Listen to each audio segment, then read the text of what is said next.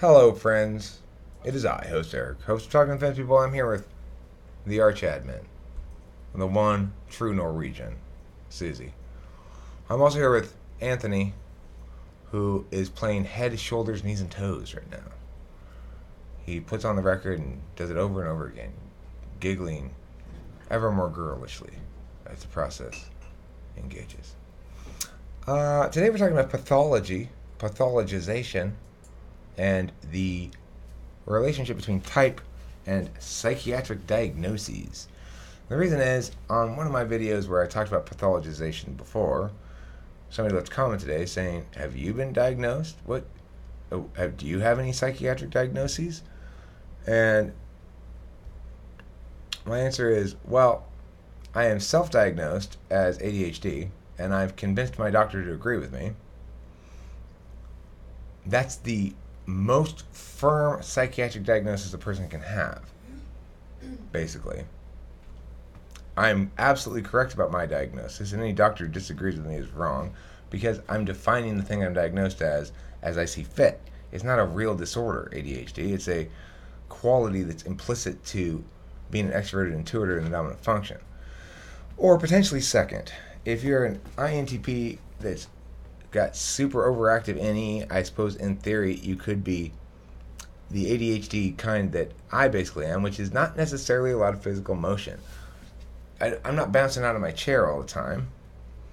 I am fidgety, but I don't have to be. And when I'm fidgety enough intellectually, my body falls still. So it's conceivable to have, in my opinion, somebody who's INTP who displays all the qualities of ADHD but doesn't display to other people those qualities at all. So that's why a diagnosis like ADHD is silly. Why do I take adderall? Because I function better on it, or I function better with it in my life. I function better being periodically on and periodically off of it. I need that for whatever reason. I want that. And I can objectively be said to be doing a decent job, at least, of managing productivity periods with unproductivity periods. I get a lot of shit done when I am productive. I get more done in a week of productivity than a lot of people get done in months and months and months of their career or something. So I know this because I've been a director of a school. I've seen I don't even want to get into it. People think I'm going to sound arrogant or something. Anyway, pathologization is what happens a lot when people are trying to argue with other people and they don't want to address the arguments separated out from perceptual stuff. In other words, anytime people are engaged in rhetoric, then they're basically engaged in some manner of pathologization, either indirect or direct.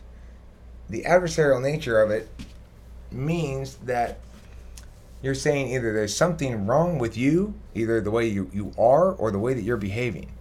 If you consider what they're saying part of their behavior, we'll usually say there's something wrong with the way that you're thinking, which is a funny thing to say. You're thinking badly.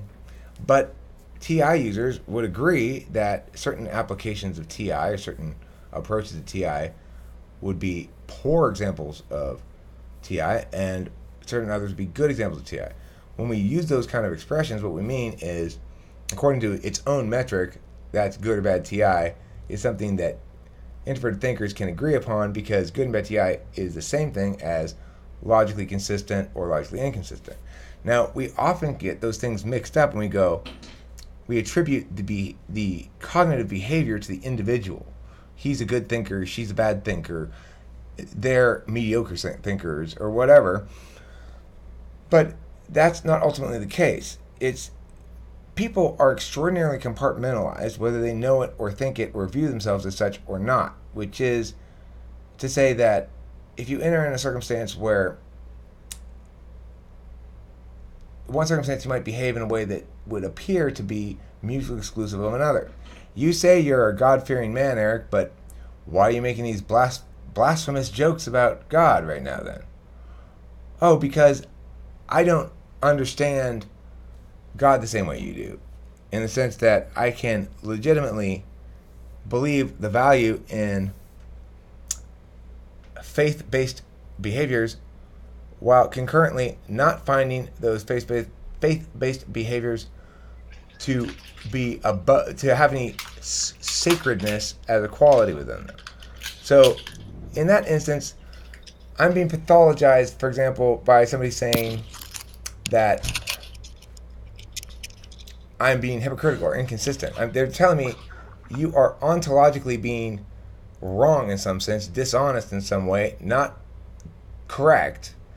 And the reason is because of this apparent contradiction that I see from my framing's perspective.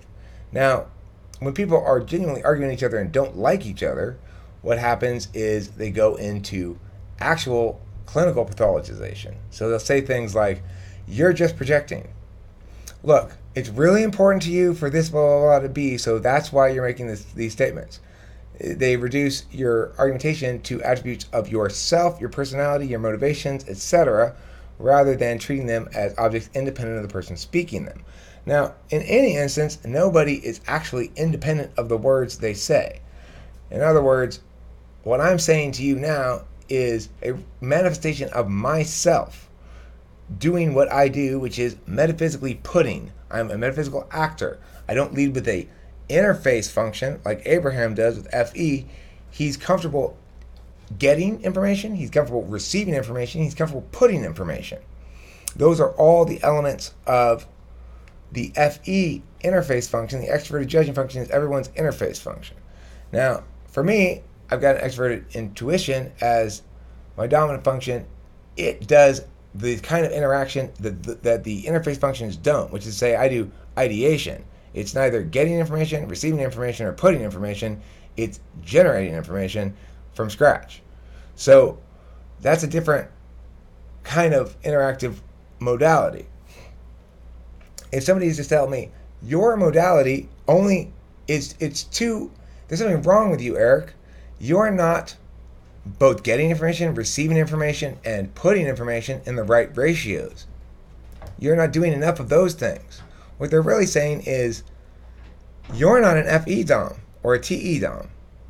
If I were one of those things, I'd be doing that as my priority.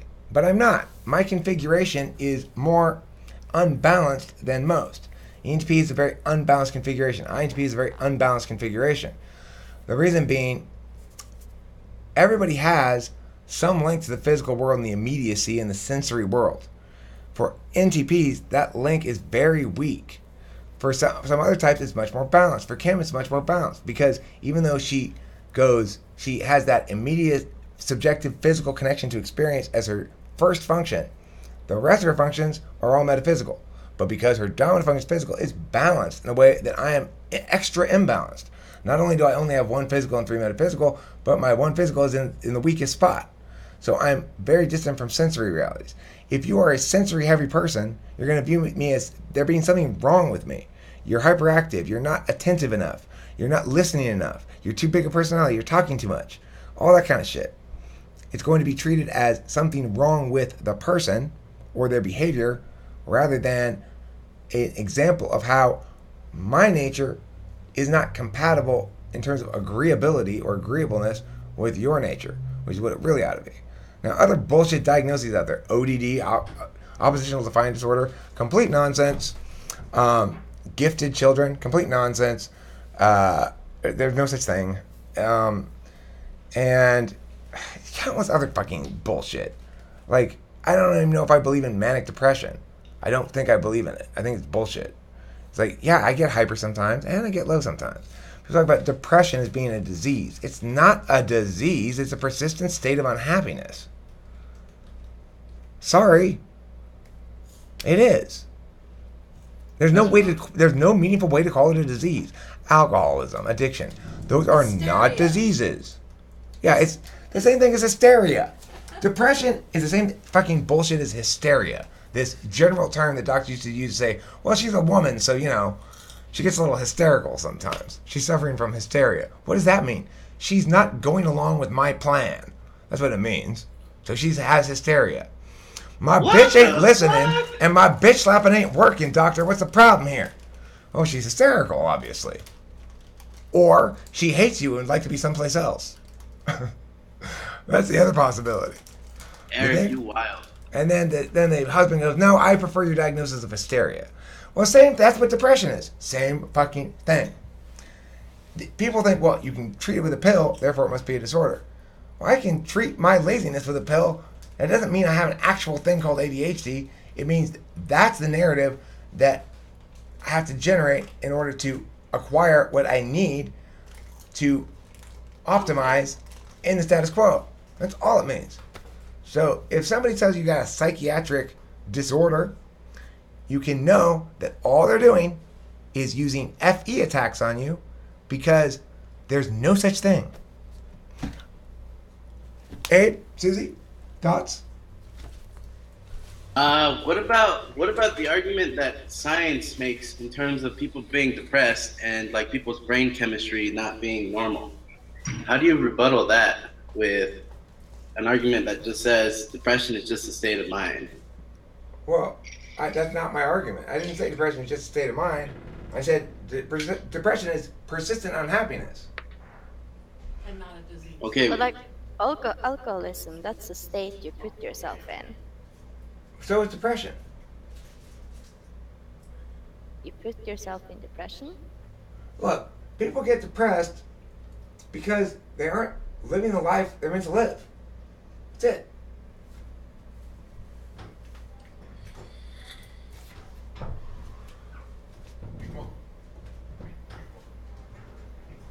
Why does it seem to be hereditary then? Like manic depressive or bipolar?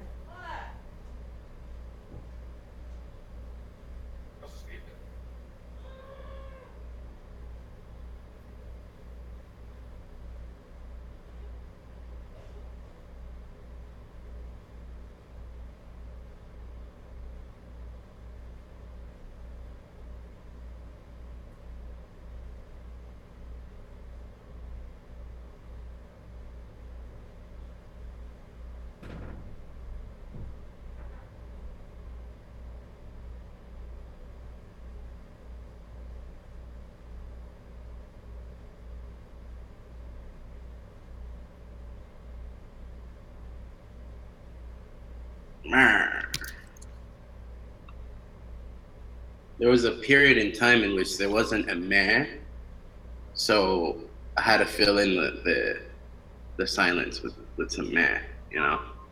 Because when you're in TWFP, in the TWFP room, there's a standard to how much meh there's supposed to be in the room. And so it's very important and it's very crucial to the environment here for there to be enough meh in the air. Not just is it hereditary, but what about other disorders like schizophrenia? That's a psychological disorder. It's not bullshit. What about people who fuck up their brain with drugs? Because there are links there, like schizophrenia. Okay, that's true. Get stuck on the plane, as they say. What about people who don't? Maybe they were meant to be like that. I don't know, but Hey, Susan, can I take theanine and not feel sleepy? yes, Like, does it work like lithium? kinda. Just different. Okay, I'm not gonna trip out, right? No, If I have a bad trip, what do I do? that kind of stuff exists in food. You're just getting more of it once. I brought my favorite ice coffee, blonde roast. It's good. It's the fucking crack.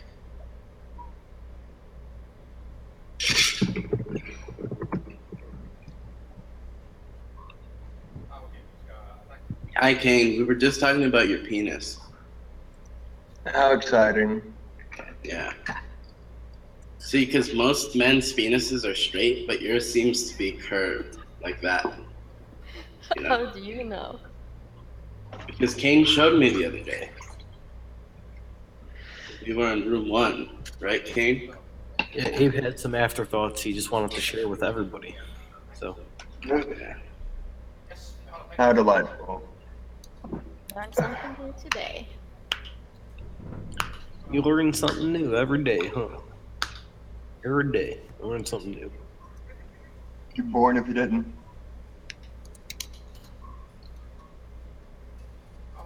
So if I missed anything? No, nothing too crazy.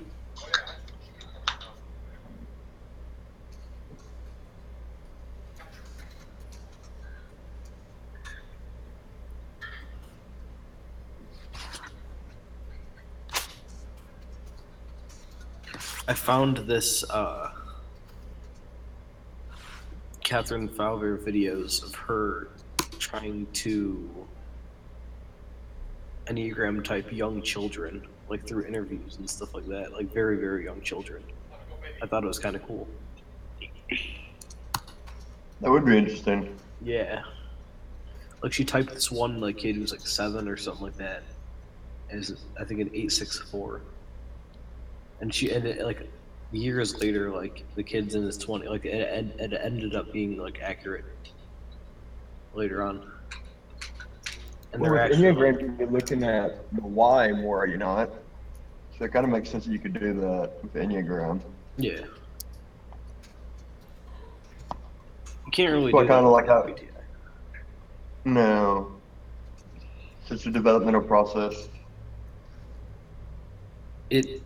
I don't know if it's totally a developmental process. I mean, I'm sure it is to an extent. I prefer to wait like till someone's at least in double digits of their age before you'd be allowed to even MBTI type them, and even then, it's still extremely difficult. Yeah. Well, you're looking at like basically the hardwiring of the brain, and so it's a little more complicated. You know, with Enneagram, it gives you visual cues, I guess more so. There's a story to it. With MBTI, unless you're inside that person's head, I think it's a little bit more abstract. Yeah. And there's so many theories about it. Like, you know, there's some theories pointing that it does develop. You know, you mainly have a dominant function up until a certain age, and then you develop your next function, and so on. So I'm not that's sure. probably. I'm not sure if I agree with those because it's like, all right, and it says in the 20s you start to develop your third function, which I think is wrong. I don't. I've seen it. Every couple websites describes it completely differently. Yeah. I've seen it posted that you develop your inferior function. Yeah, I mean, that's not even. You can't even develop functions in orders because it's an axis. Like you can't even go down the line and develop functions. That's not how it works. Yeah. What I was reading was that you would develop your inferior function in your late teens to balance out your dominant function. But up until that point, you're just kind of living out the dominant function. What does it even mean that you're developing? You're just right. It's stupid. It doesn't make any sense. That never made sense. Yeah. It's not like you're taking your computer every couple of years to upgrade. Like, seriously, a little bit different than that. TI dumb is not a balanced kid. Neither is an NE-DOM or an SE-DOM or an FI-DOM. One function alone, I hold to the theory that you use all 8 in different, different types are going to use all 8 functions in different ways. I hold to that theory. I've seen a lot of people argue that you just use the 4, and what I'm like, no, I disagree. Well, we know that each type uses all 8 and all differently. You'd be amazed the amount of people who still argue otherwise. Who argue otherwise about what? That 2 types, I guess, can use the same functions the same way. I guess I've seen arguments on Facebook pages of people saying that you only use the 4 functions, not all 8 in different orders. And it's like that. Those people haven't read more, so. No, they haven't. You can I'm just not, disregard this. I'm not trying to sell you anything, Eric, but this supplement thing feels like Adderall. I bet it feels less like Adderall than Adderall. Anyway, let's go back to the more interesting topic for me of. Wow, fuck you. But Abe, I have talked to you about my feelings on dietary supplements. That's why I fired my marriage counselor. It's bullshit, and it's bullshit that you're attached to. So I can't even just tell you it's all bullshit. I just try to have to ignore it.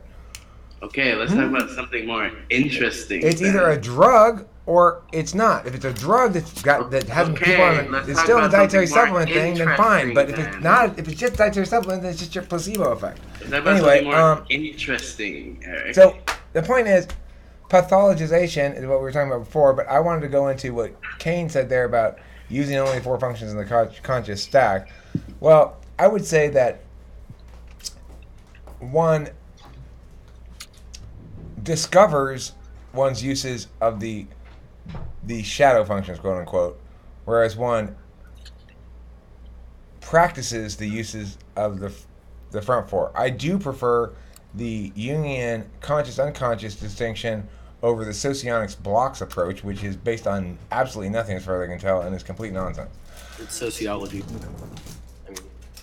So, I mean, there's no doubt in my mind anyway that because I'm an extroverted intuitor, I don't really consciously use an I except on rare occasions, which is to say, the process of extrovertedly intuiting necessitates that I assume that there will be a best choice and that will take care of itself.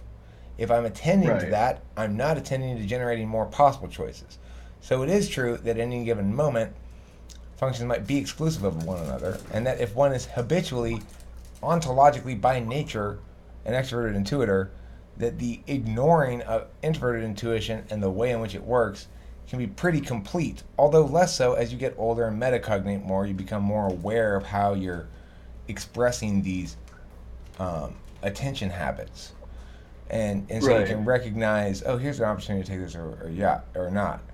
But, I mean, it's safe to say that for most people who are not aware of this or metacogniting about it at all, they by and large express their front 4 stacked functions as ways of dealing with everything, unless it's something traumatic or out of the ordinary. My thing is that I've noticed, like with MBTI community, the people who are interested in it, there's such an array of people who have no idea beyond what they've seen on like 16 personalities, and that's all they know. And it's like that is so dominating the community that it's frustrating to be on the online groups, the Facebook groups. They're so riddled. I mean, this is the only MBTI community really that I hang out in. So I don't interact with people except mostly as far as like personality type stuff, except through this forum. And I'd like to think that this forum tries to engage with the ideas as separate entities from the individual people. If that environment, if that modality is prioritized, then ultimately people's misconceptions get ironed out over time, and it's cool. But if there's an environment that prioritizes keeping everybody not embarrassed at all or looking smart over actually working through ideas, then that can be a frustrating environment. Yeah, I agree. What type do you identify as? This has been a bit of a roller coaster ride, because when I first took the Myers-Briggs, I tested as an artisan. It was just a curious temperament test. And I went for ESFP for a long time, but I'm kind of like back and forth on it. There's been people who suggest I was INFJ, which I didn't quite agree with. I don't see myself as an FE user. I've had people go in the direction of INTJ. I would say if I was in any quadrant, it would be with the INTJ, ENTJ, ESFP, ISFP. But I'm not 100% confident. Okay, so when you hear me talk about pathologization, namely talking about people's different expressions of their type in terms of disorders, what do you think about that? That stuff I said about that, or I assuming actually even if have you not hadn't heard watched any of it, what do you think about that idea? I think there's definitely a connection. Um, I had a roommate that was an ENTJ, and she definitely demonstrated some histrionic personality stuff going on. I've had a roommate that was an ESTP. Definitely saw some things there. I think type can correlate to an extent to pathology, but there would be situations where that would, again, go against any written guideline. It wouldn't be concrete. You know, you could have two people with, say, psychopath disorder who acted out in very different ways based on how their brain is wired.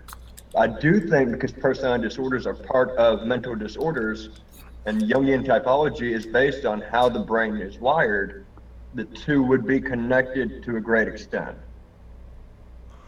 Well, I mean, I guess my point is that what we call pathologies are really just highly unbalanced configurations. And there are advantages being an unbalanced configuration, and there are disadvantages. Well, But to refer to those things as disorders is often to mistake the cart for the horse, in the sense that that diagnosing somebody else as, say, ADHD or as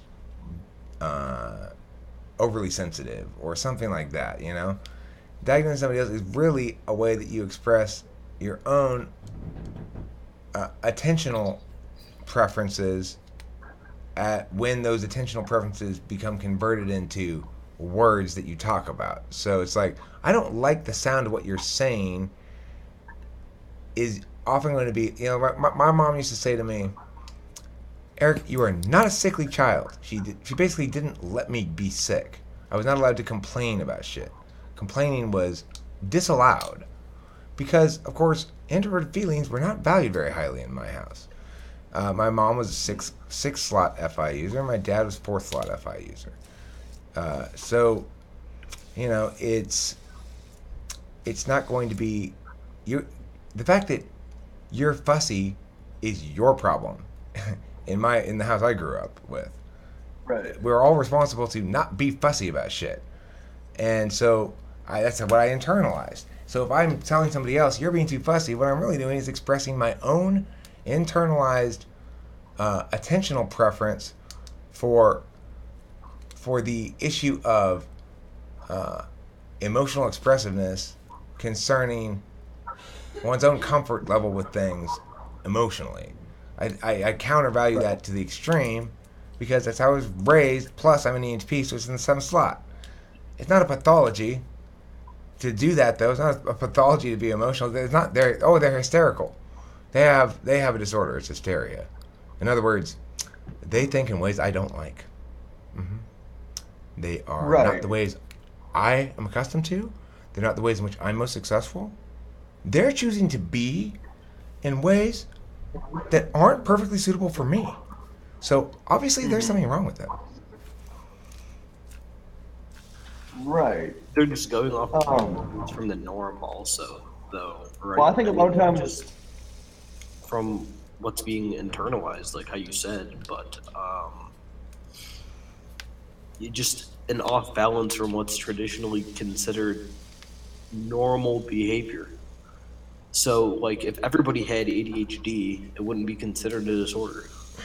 Well, okay, but this is where we need to make a clear distinction between normative and descriptive things. The problem we have is with a disorder like that, you're trying to say there's something wrong with you. Now, normally, if you're going to say there's something wrong with you, there's a clear reason to justify that with.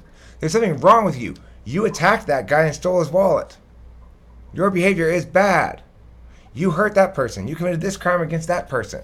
You didn't care about her enough to tell her the truth. You lied to her just so you could fuck her, and then you laughed as you walked away. You're a bad person. What we're really saying is you're engaged in immoral behavior. But when we're talking about pathology, we're saying, I don't like you. That's all you're saying. You have ADHD. I don't like you.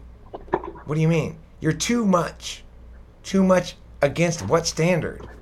Too much against my standard of preferring much, much less. Okay, well, you don't have to like me, but that doesn't mean there's something wrong with me. Do you really think it's an individual thing, though? Fuck yeah. And then there's a whole industry built up around this conceptual failure, which is basically like there's this complete rejection of responsibility by the psychiatric community that the things they call disorders and diseases be actually defined or falsifiable in some way. Now, there are lots of things in life that don't need to be falsifiable. A diagnosis does. It needs to be falsifiable. Otherwise, you're just making random shit up. Yeah, but I guess it's interesting that with ENTP and ADHD, they expect less. And with INTP, we get labeled with Asperger's because they're expecting more. We should cry more, we should laugh more, we should do everything more. No person who understands anything about Asperger's or autism will ever label an INTP Asperger's or autistic, because I, who worked as a special ed professional for years having plenty of autistic and Asperger's students, understand that there is a direct correlation between the way they behave and the way INTJs behave. And there is absolutely not a correlation between Asperger's and the way INTPs behave as actual autistic people. Now, what do I say about actual autistic people? They are mentally retarded.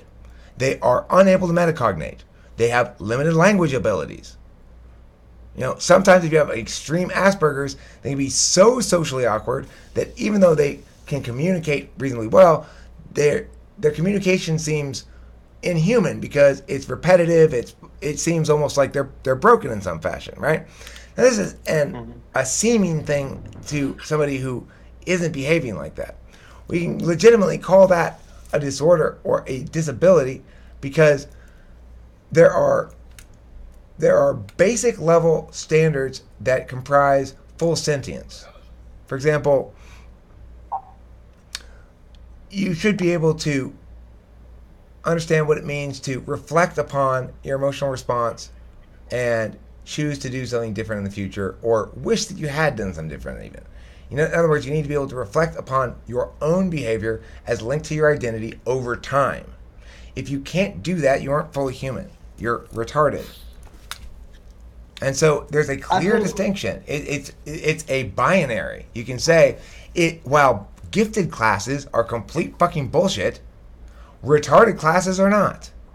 There is something specifically wrong with that Down syndrome child. There is something wrong with him. It is not that he is wrong or he is bad, but there is actually something wrong with him. My motto, there's nothing wrong with you, it doesn't apply to the Down syndrome person because there is something wrong with them. It does apply to the ADHD person and the ODD person and the manic depressive and the other bullshit fucking labels that people hand out. They're all bullshit. There's nothing wrong with you. Go ahead. Sorry, whoever was talking. Mankind has always had a bit of an obsession of labeling anything different as evil. This is a long-standing pattern that humanity has always had. I think when it comes to labeling people with personality disorders such as ADHD, if you look at an NE-DOM, that looks like high-functioning NE or SE-DOM. It looks like a high-functioning anxiety, I don't know how to word this exactly, anxiety disorder. You know, you look at somebody with very strong extroverted intuition or very strong extroverted sensation. It can look like ADHD, but there is a rhythm to what's happening. It's not ADHD, it's this person is looking for possibilities, looking for directions to go. They're looking for, you know, what their dominant function is looking for. Look, here's the thing. I had a student who had Fragile X syndrome. They are actually they have an attention disability, which means they can't attend to anything. They can't. Not they habitually don't, not they won't, not they don't want to. They actually can't attend to things for more than a few seconds at a time. And it makes them difficult because they're trying to engage with you. They're kind of social, but or at least one I had was, but they can't attend to things for long enough to even have a conversation or anything. So it's a weird disorder, but you can see what actual attention disability looks like. What I have is an attention manner that some people don't like. Those people are like school teachers, for example. They especially don't like the SE attention manner. I fucking hate it. Having Alan in my class, and now that he's a pretty goddamn good debater too, is frustrating. It's like, I gotta have him there. That's why Edmund's there. I need Edmund, and now Alan's pretty good, but he still annoys the living fuck out of me. His SE is all over the place. It drives me insane. It's not because there's something wrong with him. It's because I don't like ESTPs. Might be something wrong with me, but nothing wrong with Alan. He clearly doesn't want to have to sit in that chair for 3 hours, Eric. Yeah, but no, but that's it. He doesn't want to sit there. That's why he keeps getting out of his chair. He doesn't like sitting in it. Why should you try to be forcing him to sit there then? Well, because I need you to be cooperative to do this thing. Well, okay, but don't lie to yourself about it, Eric. You know? And nothing wrong with Alan. He wants to go outside and play basketball and fuck chicks. He's an 8th grader. He's an innocent Chinese kid from Walnut.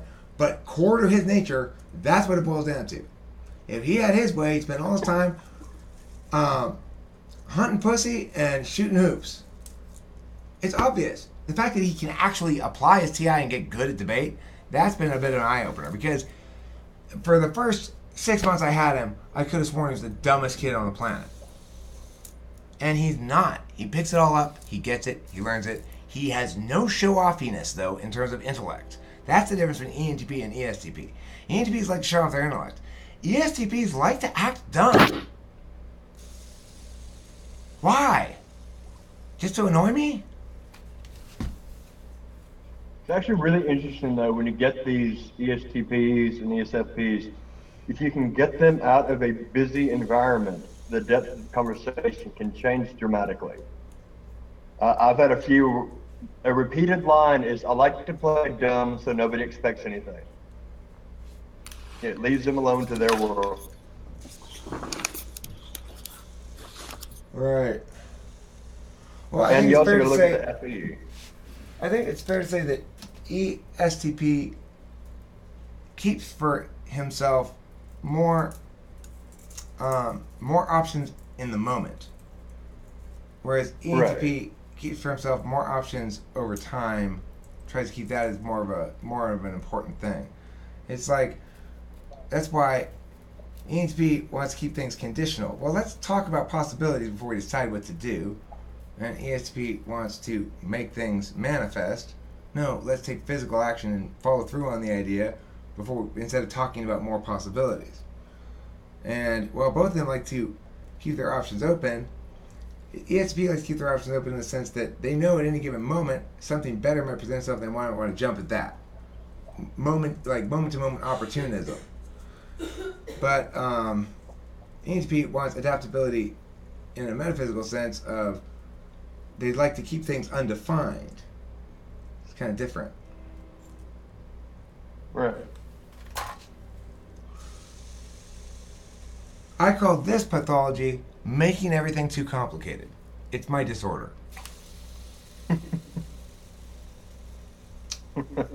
Why are you crying? No, that's not why. It's very, very much more complicated than that. No, I'm pretty sure it's because you stabbed me with a fork. No, it's about your childhood. No, it's about your fork stabbing. I always go for the psychological explanation. Okay. It is one. I'm going to look here in the live dashboard chat and see if there's anything written here. Nope. Do you have a modernity diagram from Hegel? Modernity diagram? No, I've never heard of it. I kind of want to see what that is now. I'm going to Google it. A modernity diagram from Hegel. Don't get your dirty modernity diagram on me. It's a modernity diagram. What are you doing? Making modernity diagrams. Oh yeah, outlining modernity. Let's see. This is just thesis synthesis shit. I know about that. And it's not a terrible model, but kind of. I mean, I guess when you get far enough away from something, it doesn't seem like a good, particularly insightful idea anymore because it's so integrated into your own ideation already.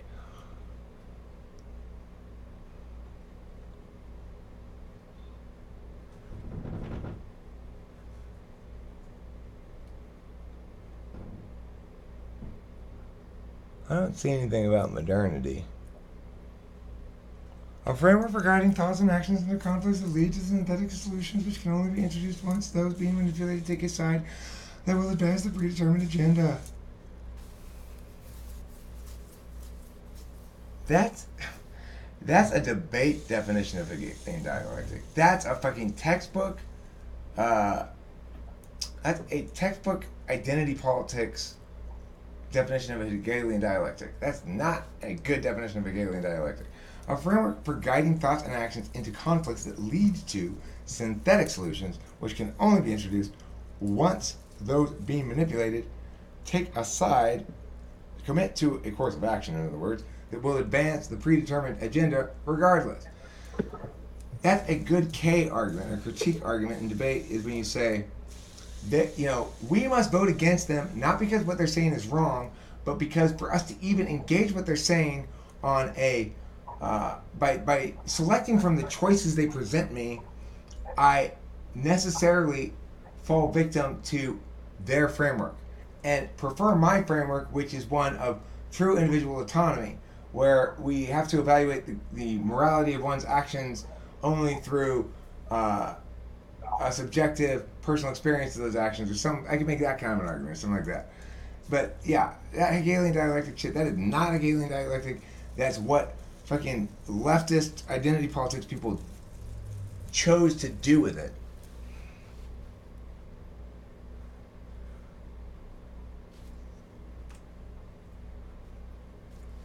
The Hegelian dialectic notion is very, very simple. It's a matter of the relationship between different meanings and stuff, and it's actually it's just not very compelling. Becoming, being, nothing. I'm becoming a being that has nothing to do with becoming. Instead, I'm going to be a nothing in a state of being that becomes being nothing. Important. Being, ontology. Existent, phenomena, ideas, dialectic, mathematics, theories. Ooh, taxonomies of ideas. All on Google Images. Yes, friends, you too can look at a lot of fun Google Images. Ruins of modernity. The failure of revolutionary architecture in the 20th century. Yeah. Your revolutionary architecture failed? Oh. That's weird. I guess that's why my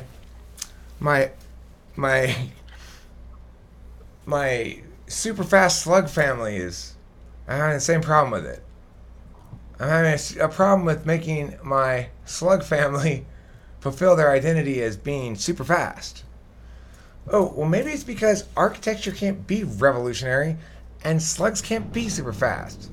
It's definitionally opposed to them. Architecture is not revolutionary. Who has ever begun a coup against a military leader because they didn't like the architecture? Nobody. That would be revolutionary architecture.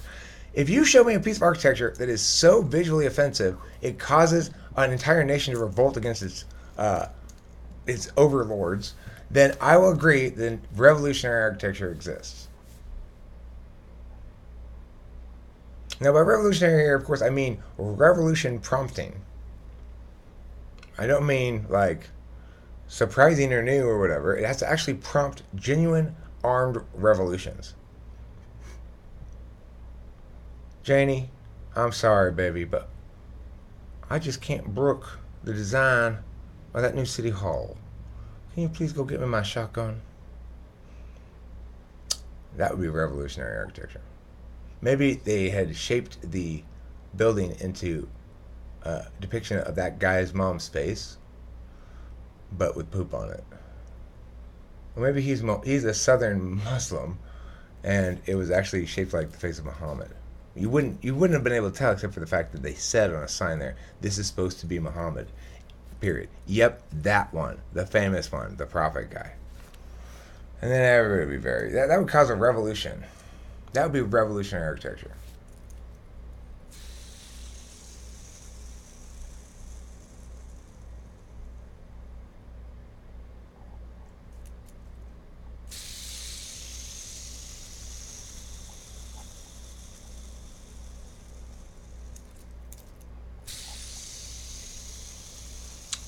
Okay, well, if you have a mental disease, take 2 aspirins and call me in the morning. Because, remember friends, there's nothing wrong with you that kicking those who would diagnose you in the ass wouldn't solve.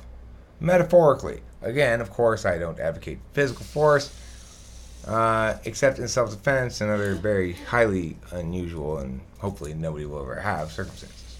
So, but remember, wrongness amongst all the materials in the universe is the most perfectly fit to the inside of the person's ass from whence it came.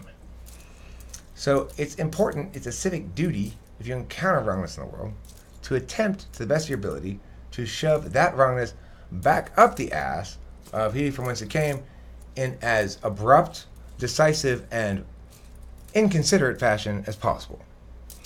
So I'll leave you with that fine message about wrongness. Remember, wrongness comes in many forms. Sometimes it's that. Sometimes Eric ranting and talking shit like he knows what's right and wrong all the time and can tell everybody what to do. Sometimes that's the wrongness. Sometimes that needs to be shoved back up my ass. I don't know. I'm just saying, remember, wrongness comes in many flavors, and so does rightness too. But if you're always wrong, then I will not share with you this truth that I'm just making up as speaking while I do. I'll tell you instead, go away, I won't speak now with you. And that poem explains to you why wrongness is bad. Thanks for watching Talk with Fit People. Don't forget to eat plenty of cheese. And, Susie, I'm sorry about my bad behavior yesterday. Goodbye.